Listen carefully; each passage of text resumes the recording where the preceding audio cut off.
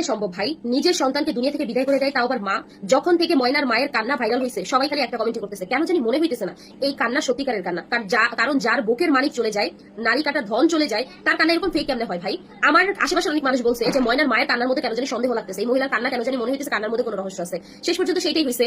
ময়নার মায়ের দীর্ঘদিন ধরে পরকীয়া চলতেছিল ময়নার চাচাতো চাচার সাথে। ময়নার বাবা যেহেতু বিদেশে থাকে, এর জন্য যখন ময়না যেহেতু এখন অনেক কিছু বুঝে, 8-10 বছর বয়সী মেয়ে তো সবই বুঝে, ময়না অনেক কিছু দেখে ফেলে, যার কারণে যখনই তার বাবার সাথে কথা বলতো সবসময় তার বাবাকে তারা দিত, বাবা তুমি দেশে আসো, তাড়াতাড়ি দেশে আসো। অনেক কিছু বলতে চাইতো বাবাকে, কিন্তু পারতো না মেয়েটা, হয়তো ভয়টাই দেখাইতো মেয়েটাকে সবসময়। কিন্তু এই পরকীয়া সবকিছু খাই দিল ভাই। আপন সন্তান, নিজের সন্তানকেও শেষ করে দিল। ওই মহিলা কেমন মা যে তার পরকীয়ার জন্য নিজের সন্তানকে শেষ করে দেয়? প্রথমে নাকি যখন ময়না নিখোঁজ হয় তার 3 দিন আগে নাকি চাচার সাথে তার মাকে আপত্তিকর অবস্থায় ময়না দেখে ফেলে।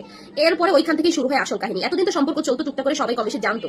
এমনকি ময়নার বাপই বিষয়টা ক্লিয়ার করছে যে আমি জানতাম যে আমার চাচাতো ভাইয়ের সাথে একটু কানাঘুষা শুনছি অনেকের মুখ থেকে যে আমার বউয়ের একটা অবৈধ সম্পর্ক আছে, কিন্তু আমার মেয়ে সেটা নাকি সরজমিনে মানে নিজের চোখে রেখে ফেলে, যার কারণে প্রথমে ময়নার কান কাটার পরে সজোরে নিয়ে মাথার চুল ধরে দেয়ালের সাথে ধাক্কা দেয়। তারপরে যখন ময়নার না মানে মারা না যায়, তখন ময়নার চাচা ময়নার মানে প্রাইভেট পার্টের মধ্যে রড ঢুকায় দেয়। চিন্তা করেন, আল্লাহ মাফ করেন, আল্লাহ তাদেরকে হেদায়েত দেন, কেমনে সম্ভব? তারপর আপন মা জড়িত এগুলোর সাথে। আর ওইদিকে মসজিদের ইমাম মুয়াজ্জিনকে ফাঁসায় দিছে। কত নোংরা, চিন্তা করেন।